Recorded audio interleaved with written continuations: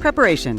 Things needed: tape measure, safety glasses, mask, floor protection paper or film, knife, screwdriver, sandpaper or sponge, 150 or 180, level or self-leveling laser, fasteners, drill, pencil, tape measure, baseboard, paint roller, covers and extension pole, primer for panels, primer for walls. Unscrew any outlet covers.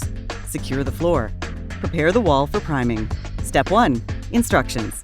Open the box and take out the panel. Prepare the panel for priming by lightly sanding the edges and the back. Important: prime the panel on the back side for better adherence. Screw in and level the baseboard.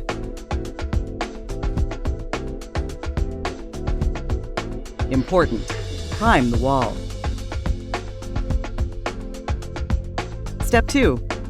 Things needed: stud finder, pencil, level, tape measure, drill and drill bits, 1/2 inch and 2 1/32 inches. Make sure the wall is dry after it was primed. Mark the wall with leveling lines. Find the studs and mark them on the wall. Make sure you have enough primed and dry panels ready for installation. Measure out and mark the placement of the fasteners on the panels according to the stud's placement. Using the smaller drill bit, make a hole through the panel in 2 places. Using a larger drill bit, make a small insertion big enough to cover the tip of the screw. Step 3. Things needed: adhesive or mortar. We recommend VersaBond. Drill, mixing bucket, mixing paddle, water, trowel, specking knife. Important: read adhesive manufacturer's instructions and time your project accordingly. Mix the adhesive per the manufacturer's specifications. Professional tip: depending on your project, design, and panels used, either start placing the panels from the middle of the wall or from the edge or corner. Place the adhesive on the wall and spread it using a trowel.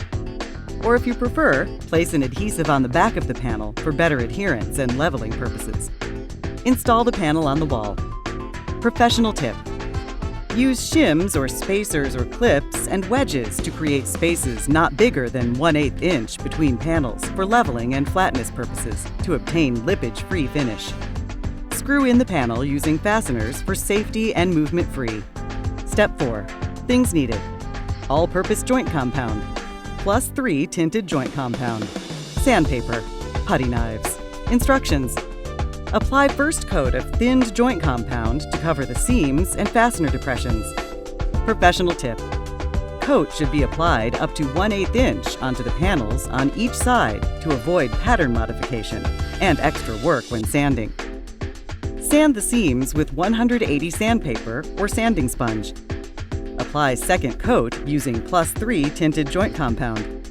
Sand the seams with 120 sandpaper or sanding sponge. Professional tip: any additional touch-ups should be done with +3 tinted joint compound as many times as necessary to achieve seamless surface. We recommend to use the light to expose any imperfections before painting. Step 5. Things needed: primer, spray gun, desired paint. Instructions: apply primer on the panels. Professional tip: proceed with touch-ups if necessary before applying final coat.